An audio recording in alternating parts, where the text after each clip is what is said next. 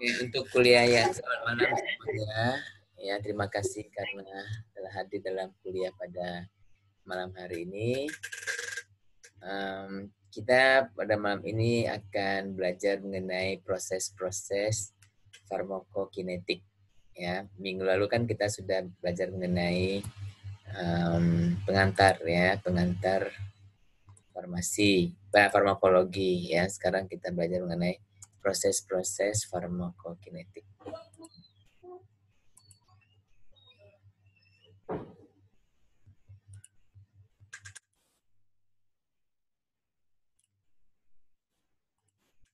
Jadi farmakokinetik sekali lagi adalah mempelajari nasib obat dalam tubuh. Ya, apa yang dilakukan tubuh terhadap obat. Oke, ada 4 proses, yaitu proses yang A ini absorpsi, yang D ini distribusi, yang M ini metabolisme, ya, yang E ini eliminasi atau ekskresi. Oke, jadi obat nih ya dia ya misalnya obat oral atau obat sebenarnya bukan hanya oral ya, tapi obat yang kayak um, um, topikal juga ya, semua harus diabsorpsi dulu ya. Setelah diabsorpsi ya, dia akan masuk ke dalam plasma, ke darah, dan akan didistribusikan ke dalam jaringan ya. Dan kalau dia sampai ke dalam hepar atau hati ya, dia akan dimetabolisme. Oke. Dan kemudian dia masuk ke dalam ginjal ya, dia akan mengalami eliminasi. Oke. Dan kita akan menemukan obat atau metabolit obat itu di dalam urin, dalam empedu maupun dalam kotoran ya, fesis. Nah, ini pun sama juga ya. Jadi yang kemarin kita katakan bahwa farmakologi ini terdiri dari 2 fase, yaitu farmakokinetik ini, yaitu ya perjalanan obat dalam tubuh kita ya, farmakokinetik.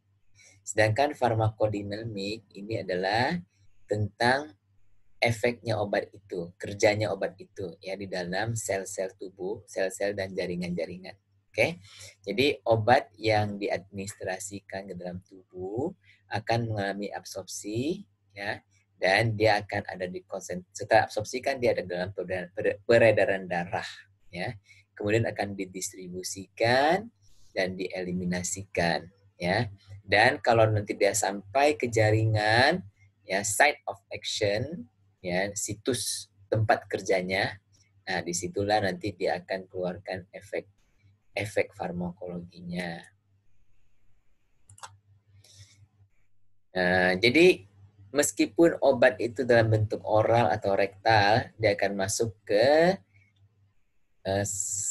usus ya. Masuk ke usus, dia akan masuk ke portal sistem.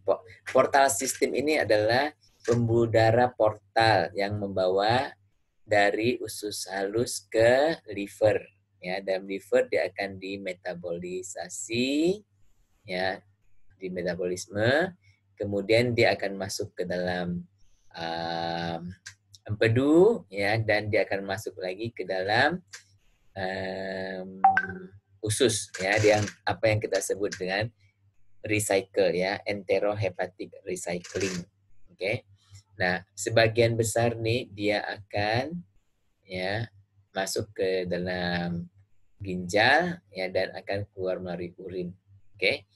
Nah, kalau dia masuk ke dalam usus lagi, kemudian akan ke dalam usus besar, dan dia akan keluar dalam bentuk fesis.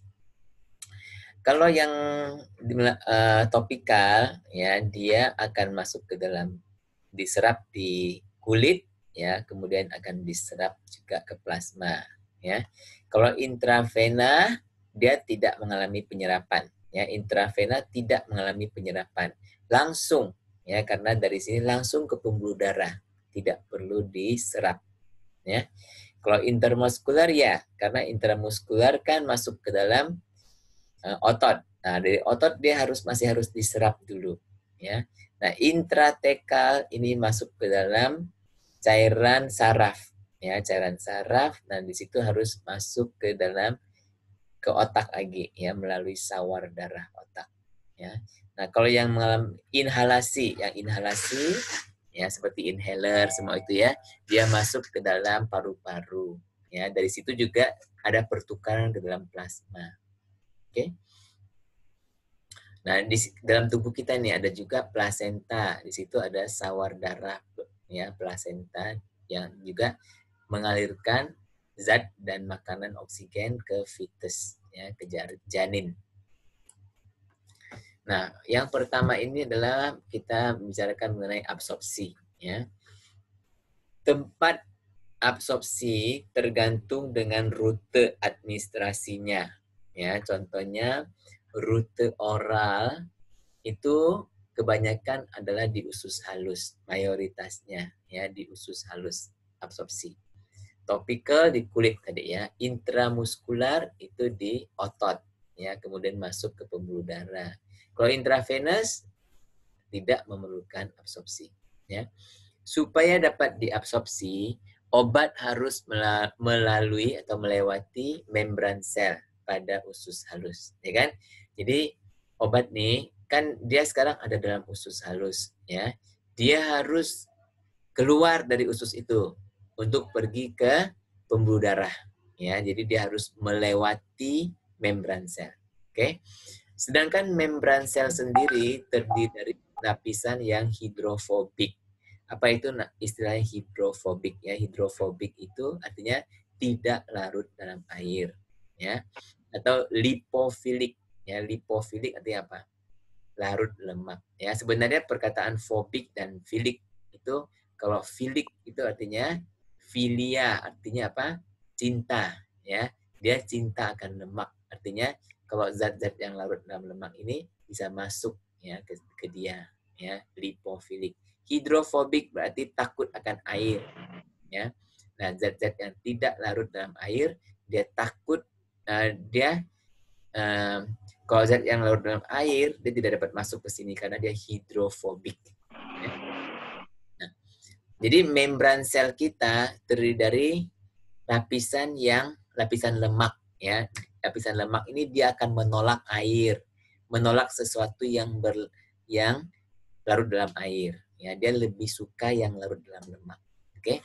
Nah, zat-zat yang larut lemak umumnya lebih mudah menembus membran sel. Sedangkan zat yang larut dalam air lebih sukar. Ya, itu adalah secara alamiahnya, ya, secara fitrahnya kata orang, ya.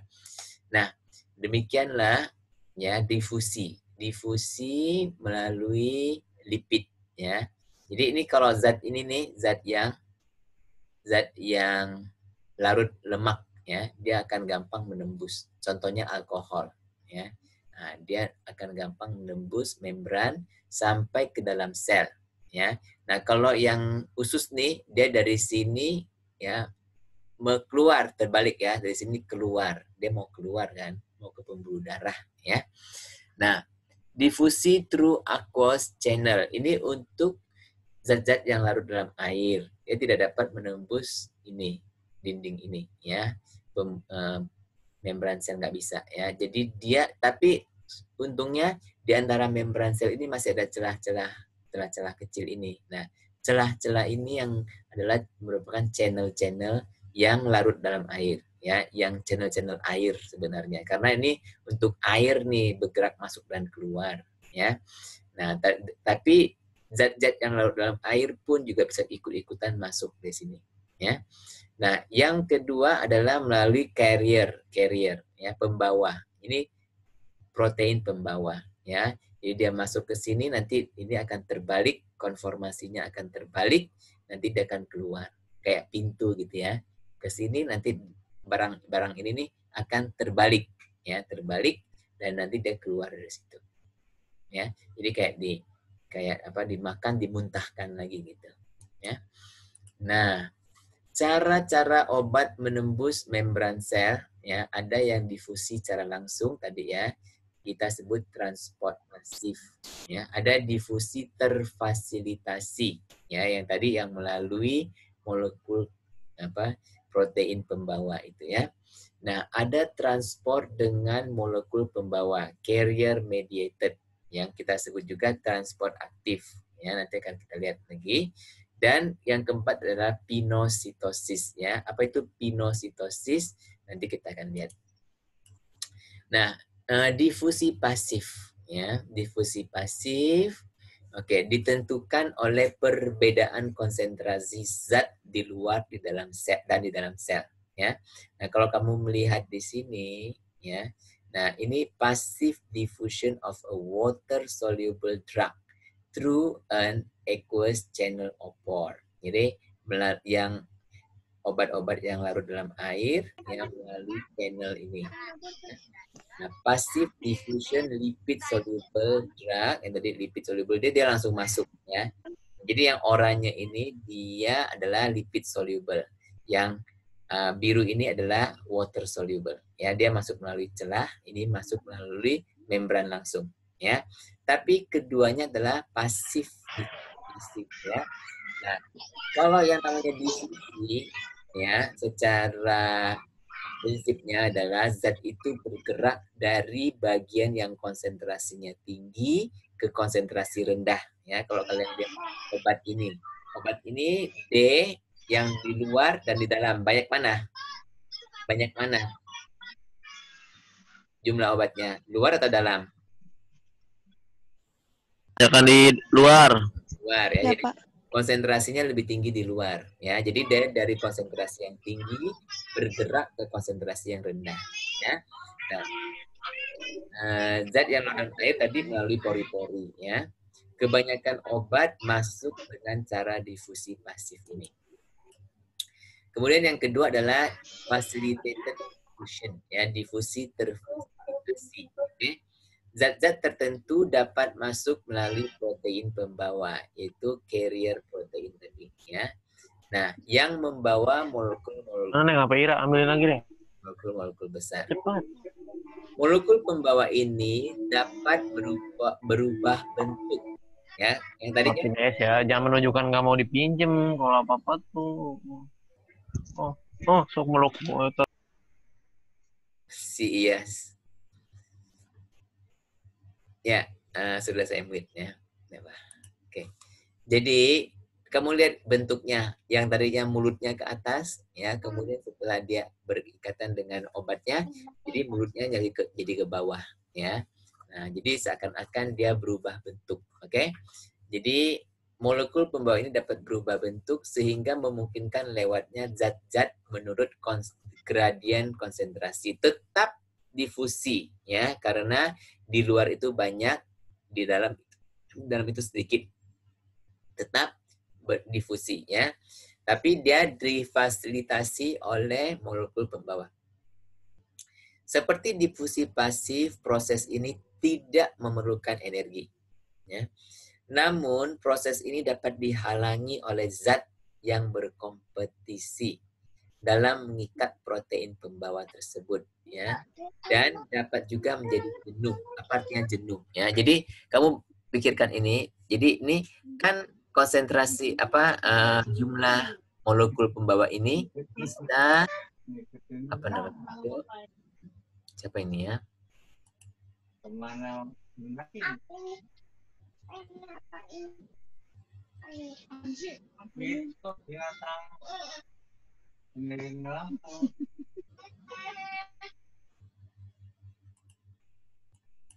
Mana pantatnya ikut.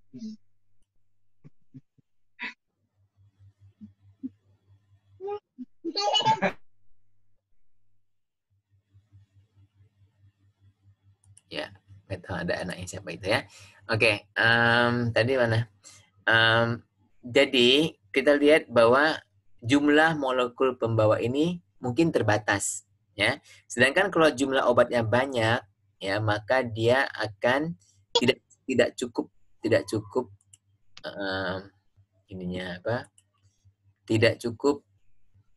pembawanya, ya, sehingga dia menjadi jenuh atau tersaturasi. Ya, saya harap kalian mengerti apa artinya ya, dia jenuh itu. Yang ketiga adalah transport aktif, ya. Dia memerlukan juga protein pembawa yang khusus yang terdapat pada membran sel. Sama seperti yang tadi yang terfasilitasi tadi ya. Cuma yang aktif ini dia adalah memerlukan energi ya dari ATP ke ADP. Karena kenapa dia memerlukan energi? Karena dia bergerak berlawanan konsentrasi gradiennya ya. Jadi berlawanan dengan gradien konsentrasi. Jadi dari konsentrasi rendah ke tinggi. Kalau kamu lihat sini, ini kan konsentrasi obatnya lebih banyak di dalam daripada di luar, ya. Nah, kalau gitu dari luar mau ke dalam, dia udah banyak di dalam. Harusnya dia nggak mau kan? Karena secara alamiah, ya, air itu mengalir dari tempat yang banyak airnya ke tempat yang sedikit airnya. Betul nggak? Ya, bukan dari yang tempat yang sedikit airnya mengalir ke yang tempat yang banyak airnya. Ya, jadi secara alamiah dia akan mengalir dari yang banyak ke tempat yang dikit. Ya, bukan yang dikit ke tempat yang banyak. Ya, nah karena dia berlawanan gradien konsentrasi, dia memerlukan pendorong. Ya, jadi pendorongnya adalah ATP ini, energi. Ngerti nggak kalian? Ya, aktif transport ini selektif dan dapat secara kompetitif dihambat oleh zat-zat kotransport lainnya. Ya, jadi kalian ingat bahwa ini nih reseptor ini bisa diduduki oleh zat lain juga. Ya, jadi proses ini juga dapat menjadi jenuh. Ya, contoh molekul pembawa adalah organic cation transporter, ya, organic anion transporter, dan ada P-glycoprotein. Nanti saya akan jelaskan ini ya mengenai P-glycoprotein ini. Yang lainnya adalah pinositosis. Ya. Pinositosis ada dua macam, yaitu endositosis dan exositosis. Oke, proses ini digunakan untuk transportasi obat-obat yang berukuran besar. Ya. Nah, zat akan diambil oleh juluran sel membran dan dimasukkan ke dalam sitoplasma. Contohnya adalah vitamin B12. Jadi contohnya ini yang endositosis ini ya. Jadi dia kan molekul besar nih, ya. Kemudian dia masuk, nanti dia akan masuk ke sini, ya. Dan dia akan sebagai suatu vesikel ini, ya. Jadi dari luar masuk ke dalam. Dari sini nanti ada lisosim, ya. Lisosim ini akan membuka vesikel ini, ya, sehingga nanti dia masuk keluar lagi ke sini. Sedangkan exositosis, ya, kan kamu yang tahu exosfen itu ya, zat dikeluarkan dari dalam sel melalui vesikel yang terbentuk. Yang ini vesikel ini bulatan ini, ya. Jadi mula-mula dia ada vesikel nih, terus dia masuk ke permukaan, dia mendekati ke permukaan, ya. Nanti dari sini vesikelnya itu menyatu dengan membran dan kemudian membuka, ya, membuka sehingga zat itu bisa keluar, ya. Jadi zat dikeluarkan dari sel melalui vesikel yang terbentuk. Contohnya adalah norepinefrin dan atau noradrenalin. Sama ya, epinefrin sama adrenalin itu sama. Nah, faktor-faktor yang mempengaruhi absorpsi yaitu keasaman atau pH, ya, aliran darah ke tempat absorpsi, luas permukaan yang tersedia untuk absorpsi, waktu kontak dengan permukaan absorpsi, sama terdapatnya molekul pembawa. Seringkali kita sebut juga pompa, ya, P-glycoprotein, PGP. Oke. Nah, pertama adalah pengaruh pH pada absorpsi, ya. Banyak obat adalah asam lemah ataupun basa lemah, ya. Obat yang berupa asam lemah, pada larutan pH rendah, asam, ia tidak terionisasi. Sedangkan pada larutan pH yang tinggi akan lebih banyak terionisasi. Ya, saya harap kalian paham ini. Misalnya ini kan asam nih, ya. Asam dia akan terurai ya menjadi A- dan H+. Ya, H+ ini kan yang proton ini yang menyebabkan keasaman, ya. Nah, jadi pada larutan pH rendah, asam. Ya, jadi asamnya banyak. Kalau asamnya banyak, ini reaksi ini akan bergerak ke sini. Betul tidak? Ya, bergerak ke kiri, ya. Dan jadi nanti akan lebih banyak yang dalam molekul, bukan dalam ion, ya. Sebaliknya, ini kan asam lemah, ya. Kalau dia pada larutan yang bersifat basah, ya, bersifat basah nanti H plusnya ini akan bereaksi dengan OH, betul tidak? Dengan OH, ya.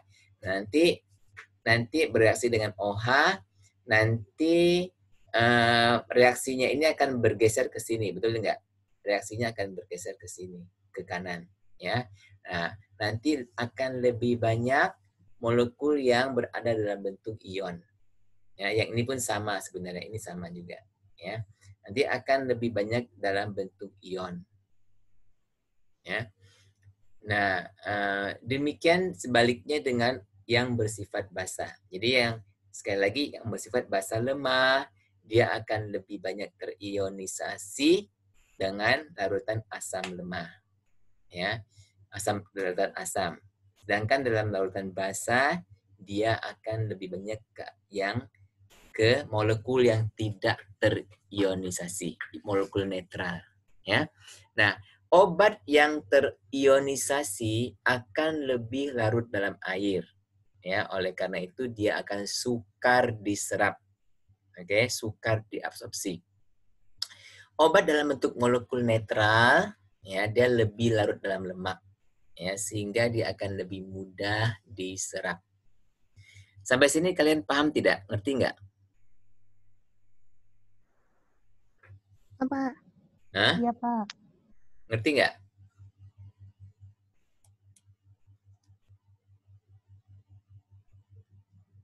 Next ya, lanjut ya. Jadi yang tadi sama, ini contohnya ya. Obat-obat yang bersifat lebih ke arah basah, ya contoh kloroquine dan sebagainya, ya. Dia pKa-nya itu lebih tinggi ya, lebih dari 5, 6 lebih sampai ke 12 ya. Sedangkan obat dalam bentuk asam ya, yang ascorbik ya, phenytoin dan sebagainya ya, dia akan pKa-nya akan lebih kecil ya. Makin kecil, levodopa ya, penicillin dan sebagainya. Oke. Ini adalah yang bersifat asam, ini bersifat basah ya. Nah, contohnya yang aspirin ini ya. Aspirin kan dia bersifat asam lemah karena pKa-nya 3,5 ya. Nah, di dalam gastric juice yang pH-nya 3 yaitu dalam lambung ya, pH-nya 3 ya, dia kurang dari 0,1 ya konsentrasinya ya, kurang dari 0,1 yang larutnya ya. Ionisasinya maksudnya ionisasinya ya, yang dalam bentuk ionnya itu kurang 0,1. Sedangkan dalam plasma itu darah ya. Darah itu pH-nya sekitar 7,4 rata-ratanya ya.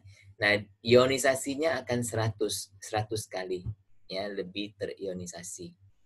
Tapi pada urin, di mana urinnya adalah pH-nya 8 ya, dia akan lebih banyak terionisasi ya, 400 kali. Jadi ini untuk asam lemah, dia lebih banyak terionisasi pada basa lemah ya. Sebaliknya petidin adalah basa lemah ya, pKa 8,6. Oke. Dan dia akan lebih banyak terionisasi pada asam lambung ya, dibandingkan dalam plasma ataupun urin. Kalau urin dia rendah sekali ya, karena dia bersifat basah.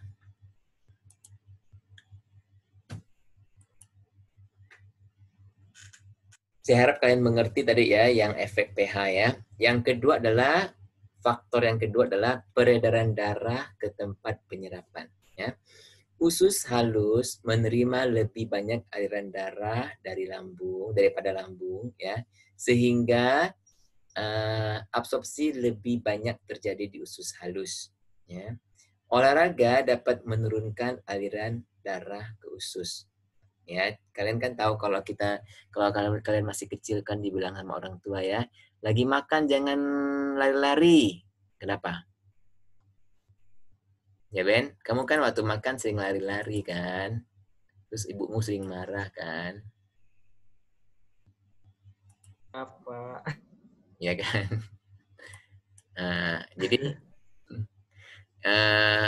karena pada waktu olahraga ya itu darah akan diambil dari usus akan masuk ke otot ya lebih banyak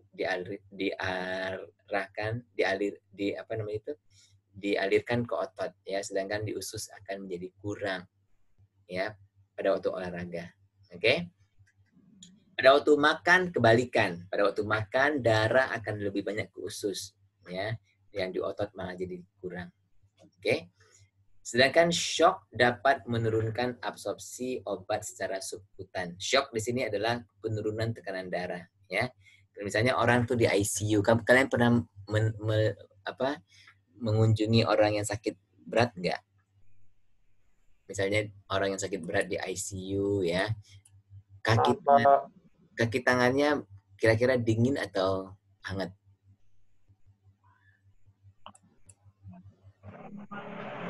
Udah bengkak, Pak. Nggak bengkak yang satu ya. Dan juga dia akan dingin ya, karena aliran darahnya berkurang di situ. Ya. Nah, faktor yang ketiga adalah luas permukaan untuk absorpsi. Jelaslah, kamu mau diabsorpsi di situ, jadi luas permukaannya pun harus banyak. Ya, jadi usus halus mempunyai jonjot usus. Ya, jonjot ini disebut villi, ya.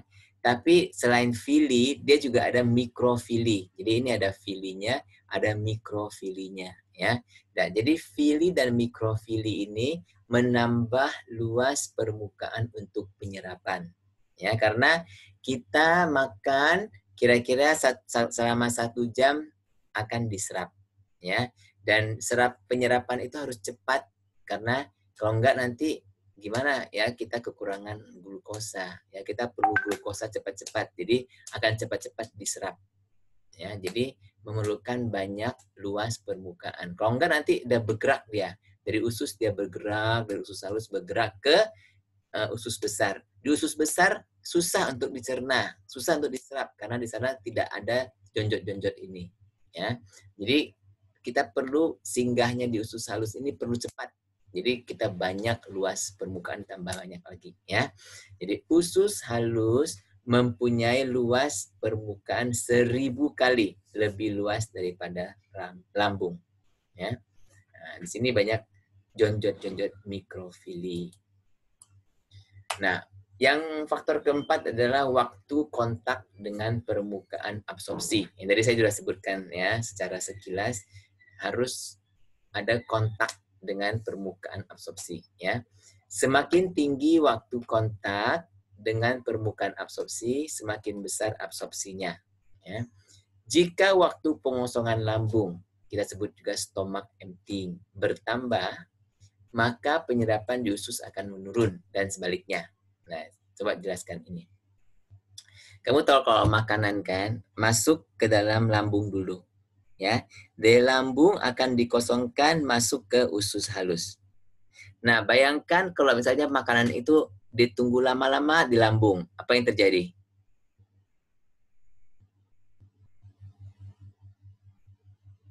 Lambung ya, Pak. Hah? Absorpsinya akan bertambah atau berkurang? Kalau dia lama-lama di lambung. Hah? Absorpsinya berkurang, Pak. Berkurang ya, Berkurang ya, karena di lambung itu bukan tempat absorpsi. Absorpsi itu kan tempatnya di usus, ya kan? Nah, kalau kalian itu makanan ataupun obat kalau lama sekali di lambung, dia akan mengalami hidrolisa di lambung, ya.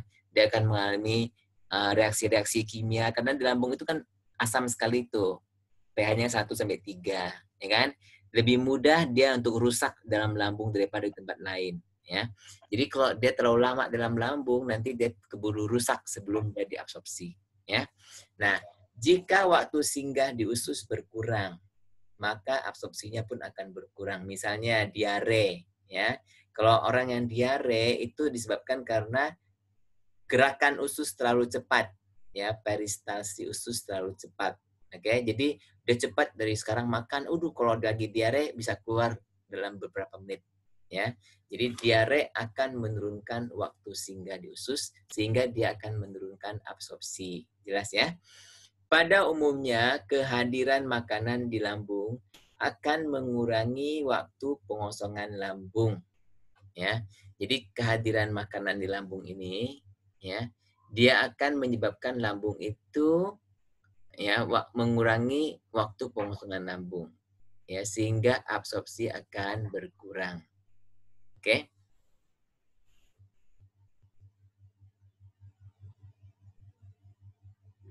Maksudnya sini mungkin bukan waktu tapi laju, ya. Nanti saya ganti, ya. Akan mengurangi laju pengosongan lambung. Artinya kecepatan pengosongan lambung itu kan berkurang, ya, sehingga dia jadi lebih lama di lambung, ya. Karena banyaknya makanan yang harus dicerna, ya, maka absorpsinya pun akan berkurang. Yang faktor yang kelima adalah kehadiran molekul pompa PGP, ya, PGP, ya, bukan MotoGP, ya, PGP. Oke, P-glycoprotein adalah suatu protein transporter, ya, transmembran. Kenapa dia itu transmembran? Karena dia ada di antara membran. Ini kan membran kan? Dia di tengah-tengahnya membran, ya. Nah, dia adalah suatu protein transporter, ya, yang mengangkut, ya, beberapa molekul termasuk obat menyeberangi membran sel, ya. Nah, PGP ini hadir di hepar, ginjal, plasenta, usus halus, dan juga kapiler otak, ya. Nah, umumnya PGP ini memompa zat keluar dari sel. Jadi ini dalam sel, ini luar sel, ya. Umumnya dia memompa zat-zat keluar satu arah, ya, keluar ke ekstrasel. Oke, untuk melindungi sel ini, ya. Nah, PGP atau PGP dapat menurunkan absorpsi obat dan juga disinyalir resistensi multidrug, ya. Jadi artinya apa?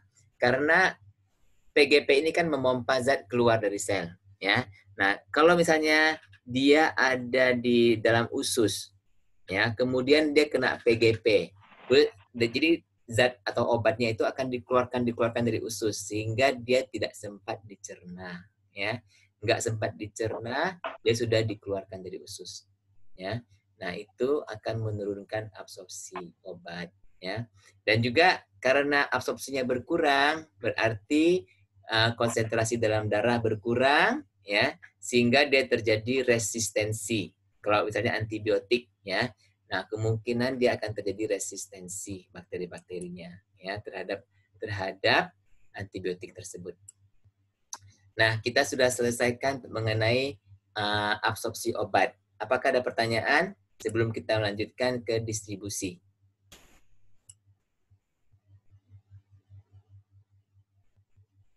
Kalau nggak ada, kita lanjut, ya. Lanjut. Ada, Pak. Mau nanya, Pak. Iya, silakan, Atep.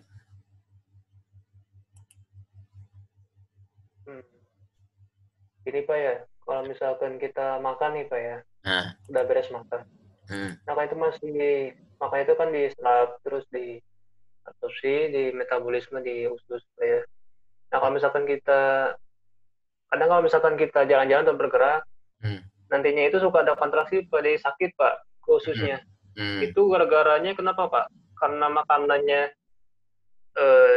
tidak stabil dicerna, terus akan terkoyak-koyak pemakanan di dalam usus. Itu kayak kram otot. Kita beres makan kan gue kalau misalkan lagi gerak-gerak.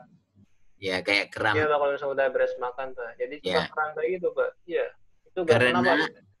Yang tadi saya jelaskan tadi, karena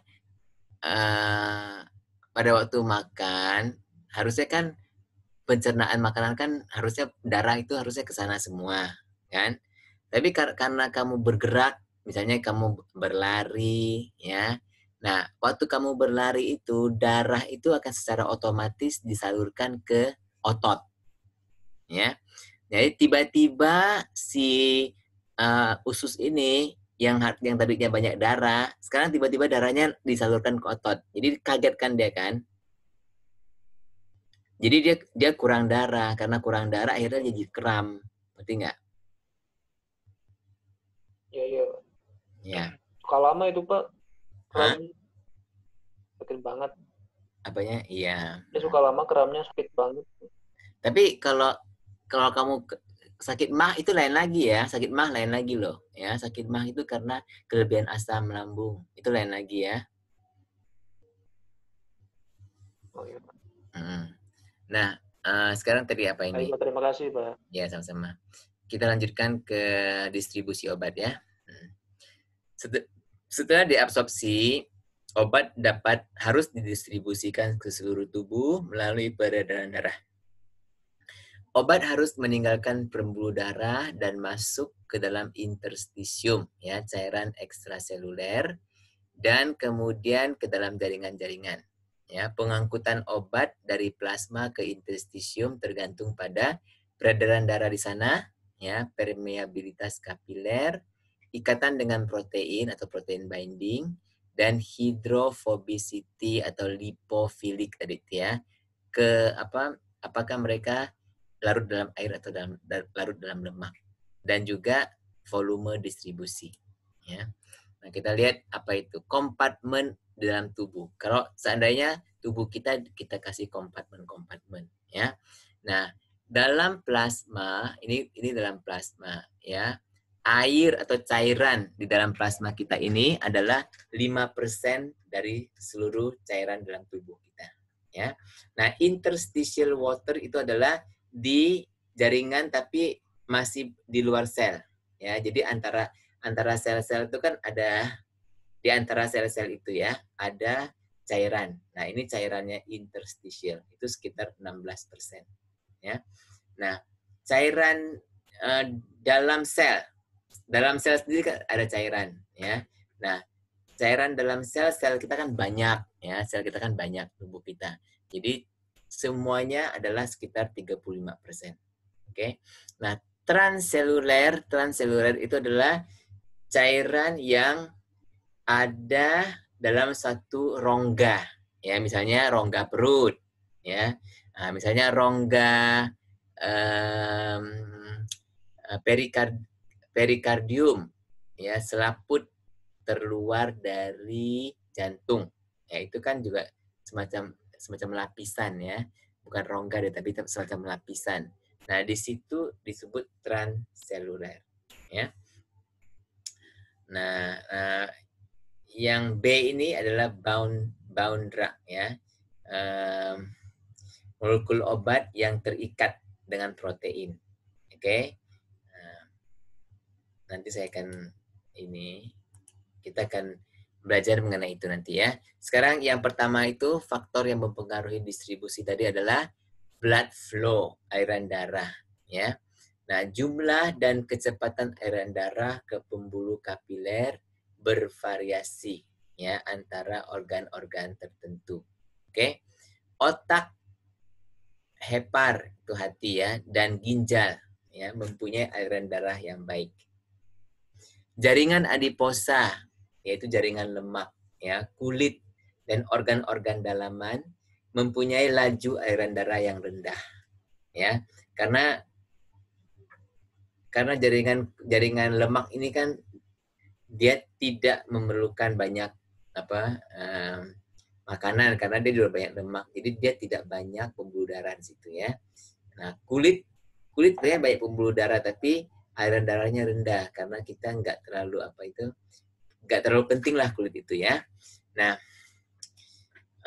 kalau kita lihat sini, ya, organ yang kecil seperti kidney itu ginjal itu kecil saja 0,3 kilo, ya, tapi aliran darahnya 1,2, ya, blood flow-nya, ya, antara 1,2 sampai 4, jadi banyak sekali. Oke. Nah, yang faktor kedua adalah permeabilitas kapiler, ya.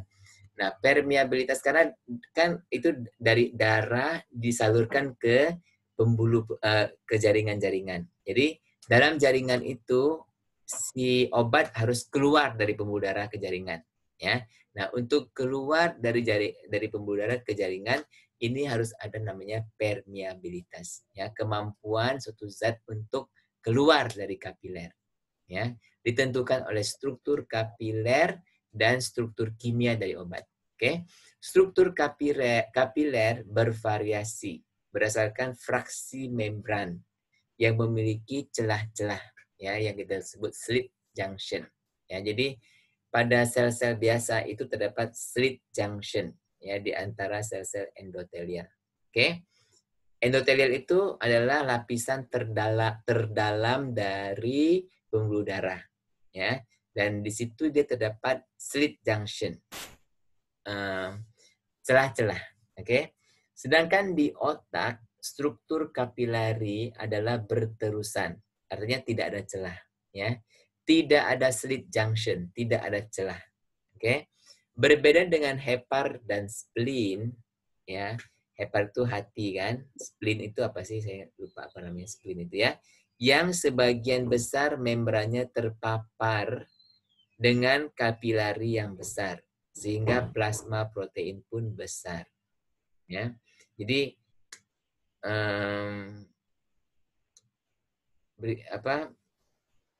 di hati dan di spleen, ya, sebagian besar membrannya terpapar oleh kapilari yang besar sehingga plasma protein besar. Nah, contohnya di sini distribusi di dalam liver, ya. Nah, dalam liver, ya, struktur endotelial sel dalam liver, dalam hepar, ya. Nah, di sini ada banyak seperti yang saya jelaskan dalam semester lalu, ya, di ginjal juga, ya. Tapi ini di dalam liver ini juga banyak jendela-jendela, celah-celah, ya, fenestration. Large fenestrations allow drugs to exchange freely between blood and interstitium in the liver. Jadi pertukaran antara darah antara dalam liver ini dan juga lingkungan sekelilingnya, ya, masih dengan mudah terlaksana karena adanya celah-celah, ya. Ingat juga dengan pembuluh darah kita, ya, yang di ginjal, glomerulus, ya, itu juga banyak celah-celah, fenestra. Sedangkan dalam otak, ya, dalam otak pembuluh darah lapisannya, ya, kapilernya sama sekali tidak ada celah, ya. Nah, tapi dia ada astrosit, ada basement membrane, ya, basement membrane, ya, ada astrocyte.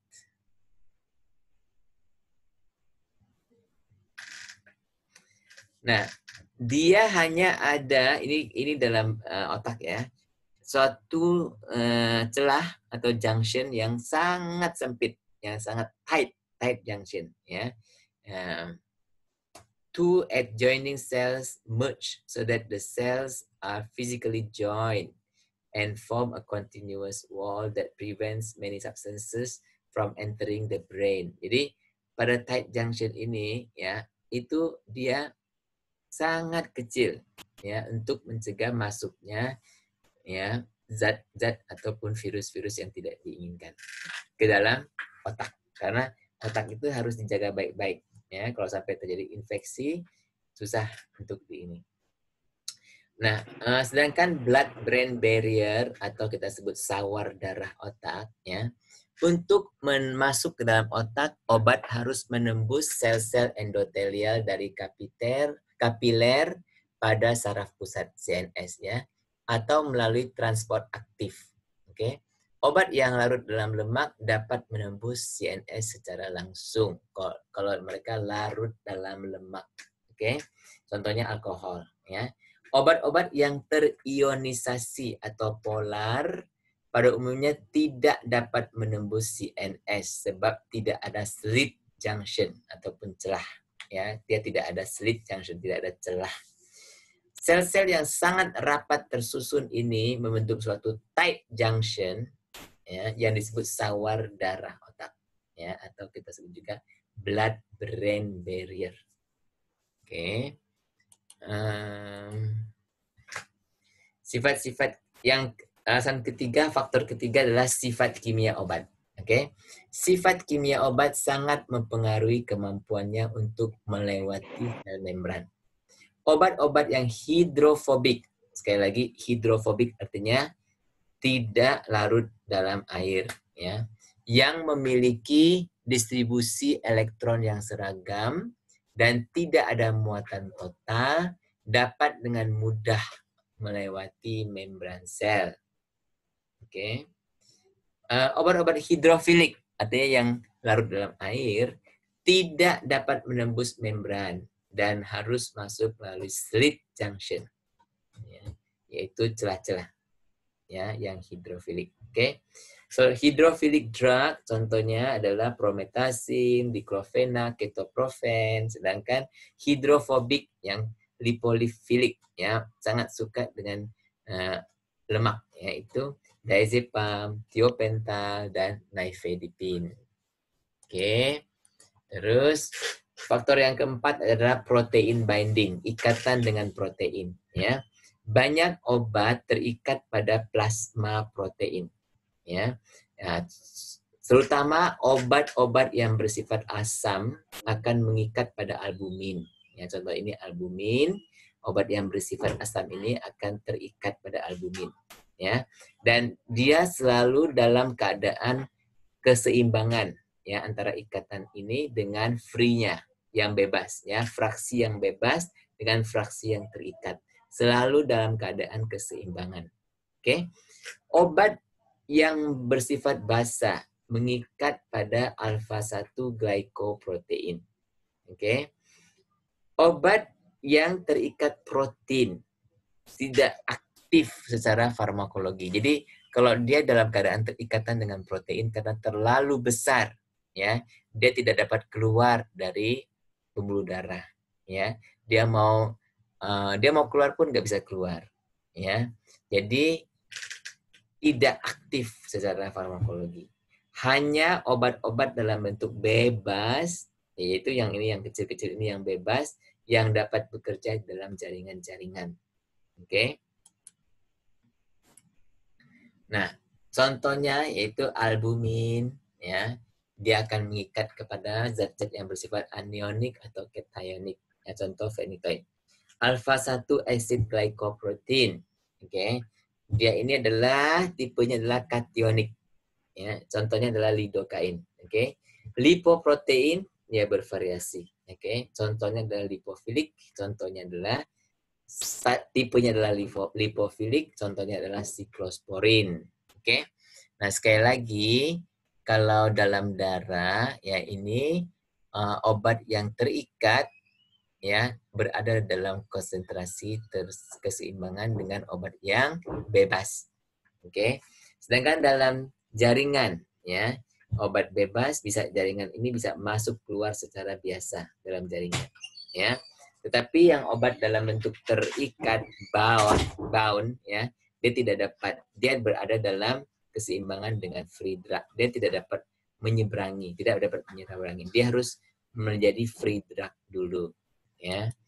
Nah, beberapa lagi ya, habisnya akan sudah mau habis nih, ya. Nah, ikatan dengan protein dalam jaringan kita sebut juga tissue binding, ya, ikatan dengan protein dalam jaringan. Beberapa obat cenderung terakumulasi di dalam jaringan, ya. Jadi konsentrasi di dalam jaringan lebih tinggi daripada di dalam plasma dan cairan ekstraseluler lainnya. Oke. Sebentar ya.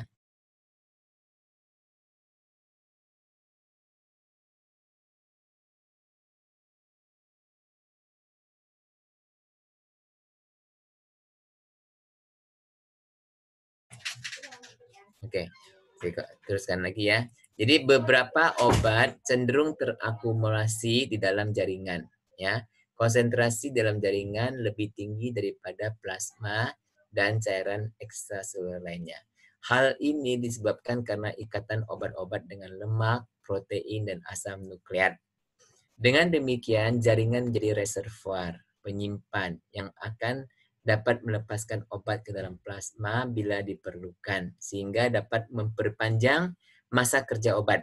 Ya, jadi obat yang masuk ke dalam jaringan, ya, dia karena mengikat ke dalam protein ataupun mengikat lemak, ya, asam nukleat dan sebagainya, sehingga dia itu tinggal lebih lama dalam jaringan itu. Ya, contohnya, ya, tetapi konsentrasi obat yang tinggi dalam jaringan juga dapat merusak jaringan.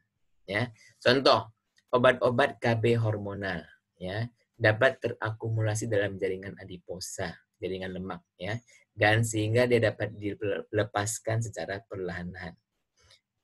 Digoxin dapat mengikat protein dalam otot jantung, ya, sehingga memang kerjanya di otot jantung, ya, dan kelebihan digoxin dapat menyebabkan aritmia, ya, getaran jantung yang tidak normal.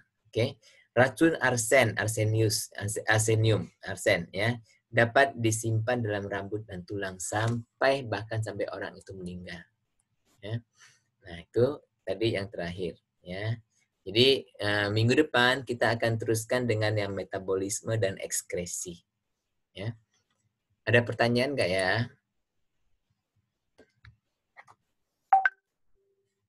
Harus jam 10 lewat ya. Pas-pas 1 jam kita ini kuliah. Ya. Kalau materinya dikirim di mana ya, Pak? Nanti. Oh, sebenarnya sudah saya masukkan ke dalam itu e-learning. Sudah ada, kalau kalian boleh lihat tuh. Udah, Pak ya? Iya. Untuk recordingnya juga ada di situ atau di mana, Pak? Apanya? Recording. Recording ya. Yang minggu lalu saya belum masukkan karena saya mau lihat dia terlalu besar atau enggak, ya. Nanti saya akan coba masukkan, ya, jangan khawatir. Oke, baik Pak. Makasih. Ya. Sekarang ini saya masukkan semua mahasiswa ke dalam e-learning. Nanti saya mau keluarkan lagi yang tidak berkenan, seperti misalnya kayak Pak Ahmad dan sebagainya. Itu kan dia nggak ambil farmakologi. Jadi saya harus keluarkan mereka dulu.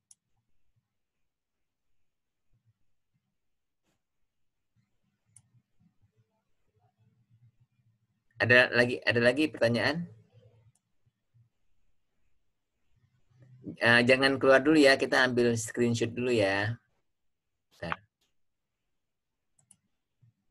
Ayo semuanya on videonya, kita ambil screenshot.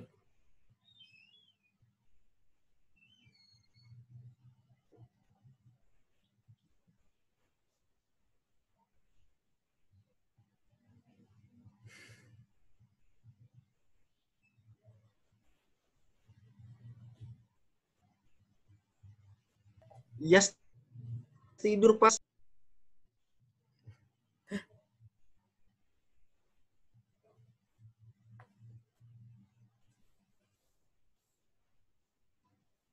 Ya, cahaya. Sofia, Nindi, Alfiatun, atau ada nggak orangnya ya?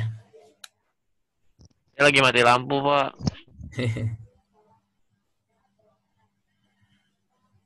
Oke. Modus tuh, Pak. Yes, modus, Pak.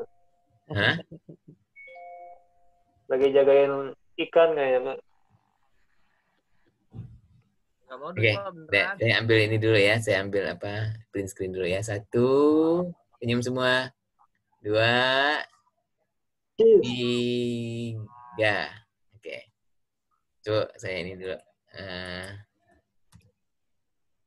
Sudah puas? Ini atau mau lagi? Coba saya lihat. Kurang, Pak, kurang. Gaya bebas, Pak, gaya bebas.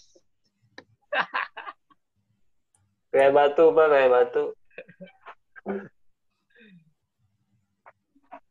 Sekali lagi ya. 1, 2, 3. Enggak. 1, 2, 3. Ini Alfi muncul nggak muncul kita gimana?